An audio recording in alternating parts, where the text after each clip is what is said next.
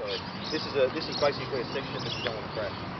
You can make up a bit of time if you get the line on, but if you crash, you're going to lose a lot. So in practice, it's a fine experiment, but try to find something that you can do again every lap without crashing. It might be worth just backing off a little bit through here so you're not hitting the bump so hard, and then you can shift your line as well.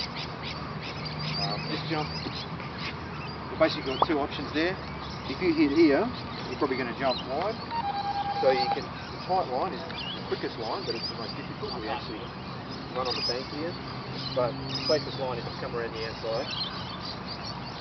Again, these sort of features, basically, when you do a track walk, this is where you think, okay, I'm going to have to concentrate on where I'm putting the car here. And you'll probably find this is where you spend the most time practicing. Almost finished, so we'll be able to drive in a sec. Yeah, through here we've got the double right-hander, so through these, again, you've got the option of either trying to take it in one big smooth line, or punch it, turn and punch it.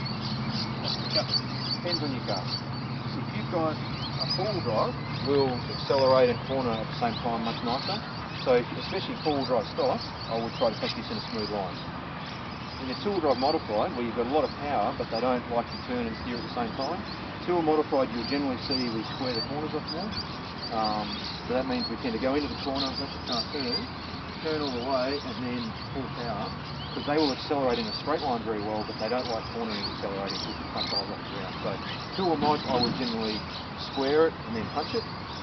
Four-wheel stock, I would radius it out. Four-wheel mod?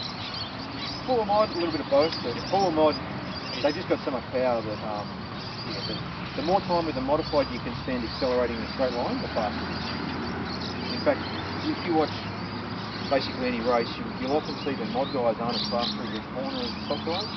Stock, you tend, because you don't have as much power, you actually want to take the fast line through the corner, keep the speed up, because you don't have the acceleration to pull out. Whereas with mod, it's actually, it can be a faster lap time to go a little bit slower through the corner, so you take a bit tighter line, and then you can get on the power early. So it actually depends on your car. And the last section we got here, accelerating out, we've got a jump leading into the hairpin. So if you come out too wide from here, you're basically, it's going to be a harder drop to turn the corner.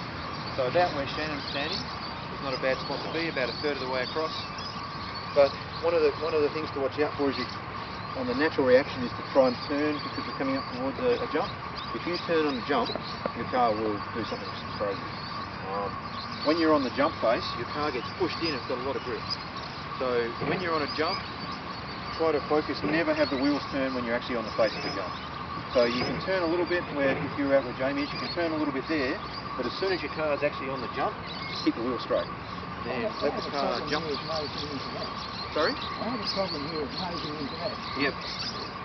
Look, it's a difficult jump. If you've got a problem here, because you've got a face there, you actually don't want the car to jump like that, you want it to jump like that. So in that case, it's actually worth, as you come up the jump, keep the power on. And then that will keep the nose up in the air. If you've got enough speed in mod, you can try to land it on the apex. That takes a lot of skill. The main thing you don't want to do is nose in, as Jamie said. So on these sort of jumps, don't have the wheels turning as you come off the jump, but keep the power on, and you'll tend to land it, I guess, more appropriately onto that wheel. Coming out finally out onto the hairpin, we're leading onto a straight, so this is a corner where if you get on the power too early, your car's going to push wide, so try to let the car through here rotate, and then, as we talked before, gently come off the steering and accelerate on the power down the straight.